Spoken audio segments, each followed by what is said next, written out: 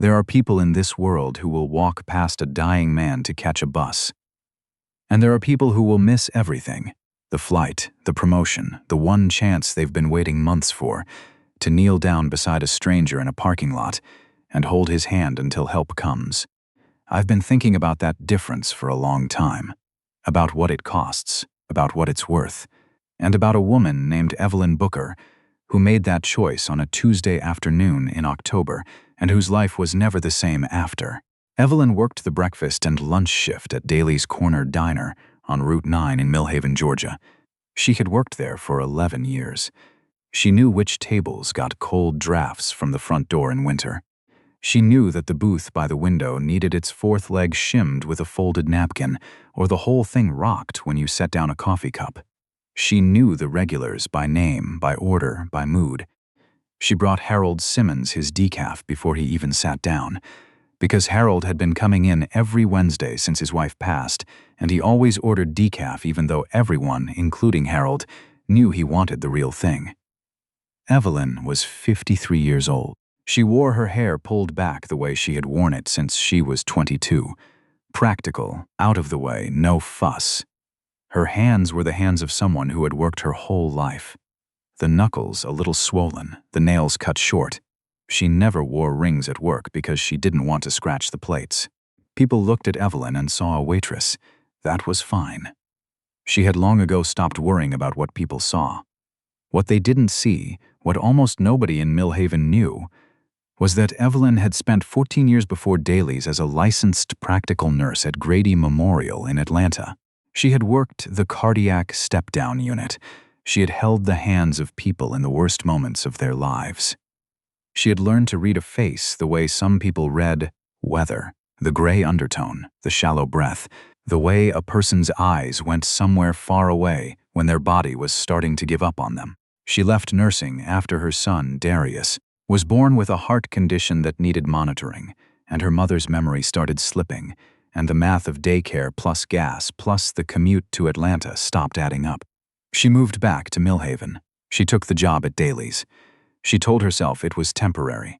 11 years later, she was still there, and she had made her peace with that. Mostly. What Evelyn had not made peace with was the fact that her mother, Lorraine, was 3 states away in a care facility in Memphis, Tennessee, and Evelyn had not seen her in 8 months. Lorraine Booker was 78 years old and in the middle stages of dementia. Some days she knew Evelyn's voice on the phone. Some days she didn't. The nurses at the facility were kind. Evelyn called them every week to check. But kind was not the same as family. And Evelyn knew, the way you know things you don't want to know, that the window for her mother to recognize her face was getting smaller. She had been saving since February. Not easily. Darius's medications were not cheap, even with insurance. The water heater had gone out in April and taken $200 she hadn't planned on spending. But by October, she had scraped together enough for a round-trip ticket on Southern Air, the small regional carrier that flew out of the Millhaven Municipal Airport, and 3 nights at a motel 2 miles from the care facility. The ticket had cost her $412, non-refundable. The flight was at 4:15 on a Tuesday afternoon. She asked her manager, a thin-lipped man named Gerald, for the day off 6 weeks in advance. Gerald told her he'd see what he could do. What he did was schedule her for a double shift the day before and a morning shift the day of, ending at noon. "You'll have plenty of time," he said, and turned back to his paperwork. Evelyn worked the morning shift. She was on her feet from 6 to 12, pouring coffee, carrying plates, smiling at people who sometimes smiled back and sometimes didn't. At noon, she untied her apron, folded it on the counter, said goodbye to the other girls, and walked out to the parking lot to get her car. Her car was a 2009 Chevy Malibu with 140,000 miles on it and an air conditioning system that had stopped working the previous summer. On this particular Tuesday in October, the air conditioning didn't matter. What mattered was that the car started, and it did, and Evelyn pulled out onto Route 9 and drove toward the airport. She had 2 hours and 15 minutes. The airport was 22 minutes away. She had plenty of time. She was 3 miles from the diner when the temperature gauge began to climb. She watched it. She knew cars. She knew that sometimes gauges spiked and settled back down. She kept driving. The gauge did not settle. It climbed to the red line and the little light came on, and then something under the hood made a sound like a question being asked, and Evelyn pulled over onto the gravel shoulder and turned off the engine and sat there for a moment with her hands in her lap. She did not cry. She had passed the point in her life where car trouble made her cry. She got out, opened the hood, and looked at the radiator. The hose had split. There was coolant on the engine block, already drying in the October heat. She called the one tow truck service in Millhaven. They said 45 minutes minimum. She did the math. She called a cab company, 40 minutes minimum, cash only, $50 flat rate to the airport. She did not have $50 cash. She had her debit card and $23 in her wallet. She stood on the gravel shoulder of Route 9 with her overnight bag at her feet and her phone in her hand, and she thought about her mother, about the way Lorraine had sounded on the phone last week, a little clearer than usual, a little more like herself, about how she had said, "Evie, when are you coming to see me?" And Evelyn had said, "Soon, Mama, real soon." She called Darius. He was at school and couldn't leave. She called her neighbor Beverly. Beverly's car was in the shop. She stood there another 5 minutes, and then she opened her banking app and transferred the last $48 from her savings account to her checking, and she called the cab company back and told them she had the $50. The cab came in 38 minutes. It was 1:47 when she got in. The driver, a young man who drove the way young men do when they're in a hurry for someone else, got her to the airport at 2:31. She thanked him. She took her bag and walked toward the terminal. Millhaven Municipal Airport was not a large airport. It had 2 gates, 1 coffee kiosk, a row of plastic chairs that had been there since the 90s. On a busy day, it might move 200 passengers. On a Tuesday afternoon in October, it was nearly empty. Evelyn walked across the parking lot toward the entrance. The sun was still strong. The asphalt held the heat. She was almost to the door. She could see the check-in desk through the glass when she heard something. Not a sound, exactly. More like the absence of sound where there should have been movement. She turned. In the narrow strip of landscaping between the parking lot and the terminal entrance, a thin bed of mulch with some ornamental grass that nobody had watered enough. A man was on the ground. He was elderly, maybe 80, maybe older. He was wearing a gray suit that had been expensive once and still looked it, and a pair of leather shoes that were recently polished.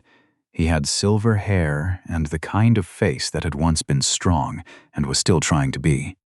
He was on his hands and knees in the mulch, and even from 15 feet away, Evelyn could see that he was not drunk and he was not resting, and this was not a man who had simply tripped. She was moving before she finished the thought. She was next to him in 5 seconds. She crouched down. She put one hand on his shoulder and one hand on his wrist, and she found his pulse without thinking about it. It was muscle memory. It was 14 years on a cardiac floor. It was something her hands knew how to do. Sir, can you hear me?" He looked up at her. His eyes were present but scared, and there was something in that look she had seen before, the look of a person who has just understood something about their own body that they were not ready to understand. He started. "Don't try to talk. I've got you."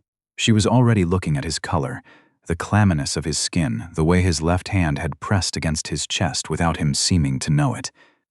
"I'm calling for help right now." She dialed 911 with one hand and kept the other on his wrist.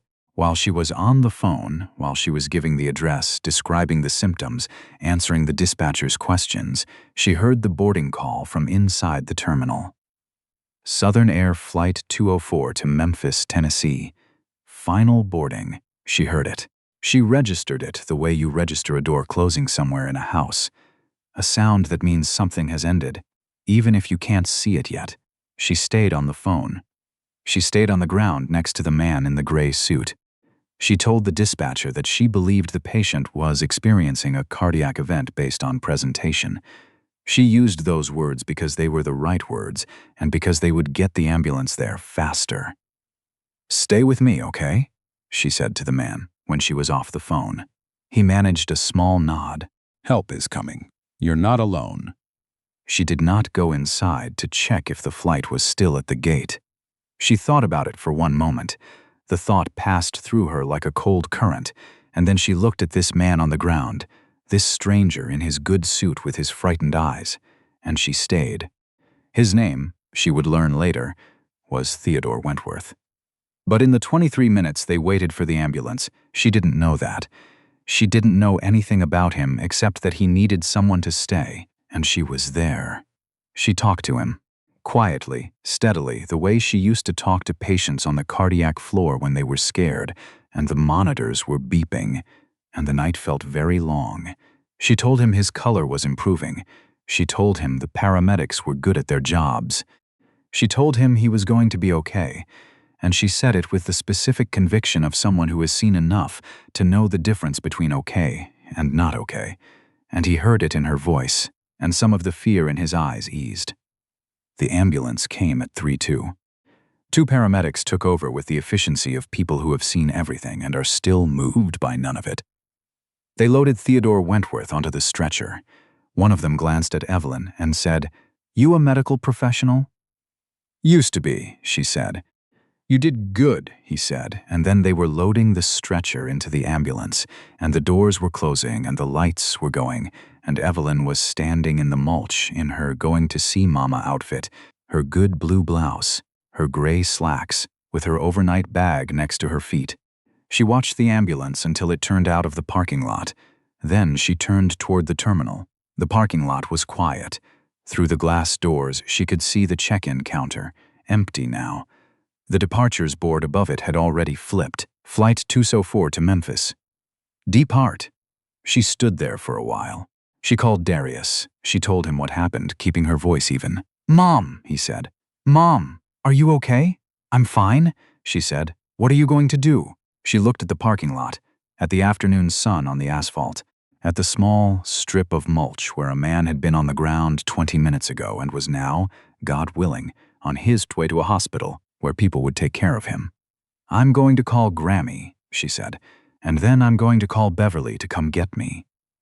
Beverly came in 40 minutes. She brought a thermos of sweet tea and didn't ask a lot of questions, which was one of the things Evelyn loved about her. She drove Evelyn home. Evelyn sat in the passenger seat and watched Millhaven go by and thought about her mother's voice on the phone.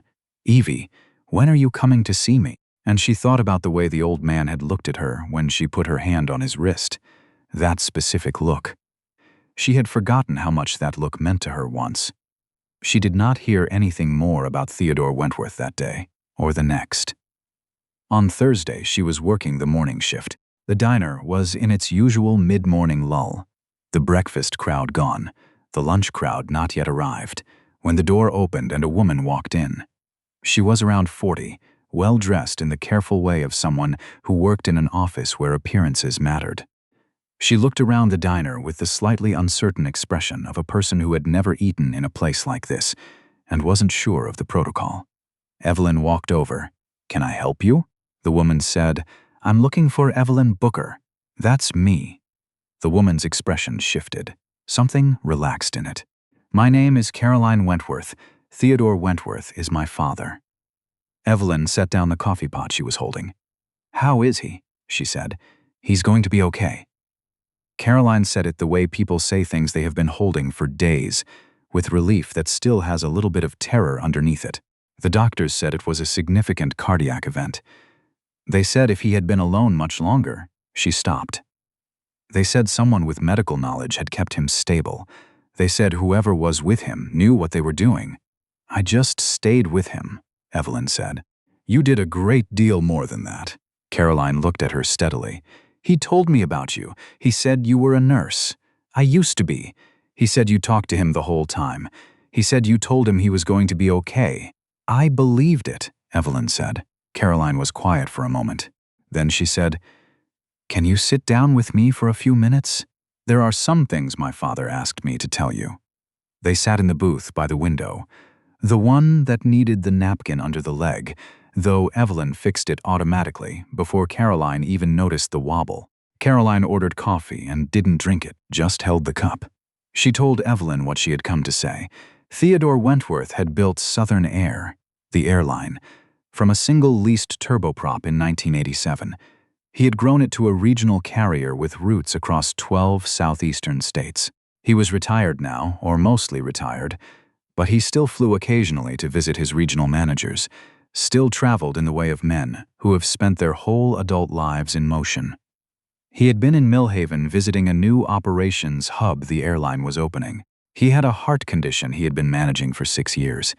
He had been told not to travel alone. He had been traveling alone anyway, because he was 81 years old and stubborn in the way that men of 81 who have built things from nothing are stubborn. Evelyn listened to all of this without saying anything. "He wants to meet you," Caroline said, "when he's well enough. But in the meantime," she reached into her bag and took out an envelope. "He asked me to give you this." Evelyn opened the envelope. Inside was a letter, handwritten in a thin, slightly shaky script that nonetheless had the quality of a person who had once had very strong handwriting and still carried the memory of it. The letter was short. It said that he understood she had missed her flight. It said that he understood she had been going to see her mother. It said that he was sorry for that, and that he intended to make it right, but that sorry was not a sufficient word for what he felt. So he had done what he could do, instead of what he could say. Clipped to the letter was a piece of paper from Southern Air. Evelyn read it twice. It was a voucher, but not for a single flight. It was a standing travel authorization on Southern Air for Evelyn Booker and up to 3 immediate family members, valid for as long as the airline operated. Unlimited flights. No expiration. She read it a third time. He also, Caroline hesitated. "He made some calls, if that's all right. He knows you were a nurse. He knows you left to take care of your family. He has a relationship with Grady Memorial in Atlanta. He's been on their board for 15 years. And he made a call to the director of nursing there." She paused again. "They have an opening in their cardiac step-down unit. The pay is considerably more than." She glanced around the diner with a kind of careful tact. "Considerably more. And the benefits package includes care facility coverage for dependents." She looked at Evelyn, for a parent, for example. Evelyn looked down at the paper in her hands. She had spent 11 years in this diner. She had poured approximately 47,000 cups of coffee, give or take. She knew every crack in the linoleum. She knew which chair at table 7 wobbled. She had made her peace with this life, and she had done it honestly, without bitterness, and she had loved the people who came through those doors because they were worth loving. But she was 53 years old, and her hands still knew how to find a pulse on a frightened man in a parking lot, and her mother was in Memphis asking when Evie was coming to visit. "He didn't have to do this," she said. "No," Caroline agreed. "He didn't. I would have stayed with him regardless." "He knows that," he said. "That's exactly why he did it. There is a thing that happens sometimes to people who have spent a long time being quietly strong, who have absorbed disappointment and adjusted and carried on and not made a fuss about any of it. There is a moment when something unexpected and unearned feeling hits them sideways, and all that quiet strength doesn't know quite what to do, because it was built for endurance, and not for this. Not for Grace arriving." Evelyn sat in the booth by the window, with the sunlight coming through the glass and the paper from Southern Air in her hands, and she allowed herself to feel it. She didn't cover it quickly. She sat with it. Then she folded the paper carefully, the way she folded things that mattered, and she put it in the pocket of her apron, next to her order pad and her pen. "Tell your father thank you," she said. "Tell him I'm glad he's okay." She called her mother that evening from the kitchen table in her house on Prentice Street, with Darius at the counter eating leftover rice and pretending not to listen. The phone rang 4 times. Then her mother picked up. "Hello? Hey, Mama. It's Evie." A pause. And then, and this was not guaranteed, this was never guaranteed anymore. Her mother's voice shifted into something warm and clear. "Evie, baby, I was just thinking about you." "I was thinking about you too, Mama." She looked at the folded paper on the table in front of her. "Listen, I'm coming to see you. Real soon." "I'm going to come see you when?" "Soon," she said. "I promise." And this time she knew she could keep it. She started back at Grady Memorial in January. She worked the cardiac step-down unit, the same floor she had left 15 years before. Some of the equipment had changed. Some of the protocols had changed. She had to recertify in a few areas, and she did it without complaint. What had not changed was the way a patient looked at you when you came in the door at 3 in the morning and they were scared and the monitors were making sounds they didn't understand. That look had not changed at all. She visited her mother in November, then again in December, then in February with Darius, who sat with his grandmother for 3 hours and played gin rummy, even though Lorraine forgot the rules twice, and they had to start over. Darius didn't mind. He was 22 years old and patient in the way that young people sometimes are when they understand what time costs. She met Theodore Wentworth in March when he came back to Millhaven for the opening of the Southern Air Operations Hub. He was thinner than she expected and walked with a cane he clearly didn't like needing, and he shook her hand with the grip of a man who remembered what a firm handshake meant. "I owe you a great deal," he said. "You don't," she said, "but you're welcome anyway." He smiled at that. It was a good smile, the smile of a person who has been told the truth and recognizes it. They talked for a few minutes. Not long. There wasn't much that needed to be said. The important things had already been communicated through acts rather than words, which is usually how the important things work. Before he left, he said, "What made you stop that day? You had a flight to catch." Evelyn thought about it. She thought about the parking lot and the afternoon sun and the sound of the boarding call inside the terminal. She thought about 14 years on a cardiac floor and the thing her hands knew how to do. She thought about her mother, asking when Evie was coming to visit. She thought about all the mornings she had poured coffee for Harold Simmons, and all the small choices she had made over 53 years that had made her the kind of person who was either going to keep walking toward those glass doors or was going to turn around. "I stopped because he needed somebody to stop," she said. "That's all." Theodore Wentworth nodded slowly, like a man confirming something he had already understood. "I want to ask you something before you go. Think about the last time you walked past someone who needed help. Maybe you were late. Maybe you told yourself someone else would handle it. Maybe you just kept your eyes forward and kept moving. I'm not here to judge that. I've done it too. We all have." But Evelyn Booker, on a Tuesday afternoon in October, with a non-refundable ticket in her bag and her mother waiting in Memphis, turned around. That's it. She just turned around, and everything else followed from that. If this story moved you, if you believe the world needs more people who turn around, share it with someone who needs to hear it today. Leave a comment and tell me about a time someone stopped for you or a time you stopped for someone else. Those stories matter. They're the ones worth telling. And if you're new here, welcome to Carter Tales. Hit subscribe and stay a while. We'll be right here.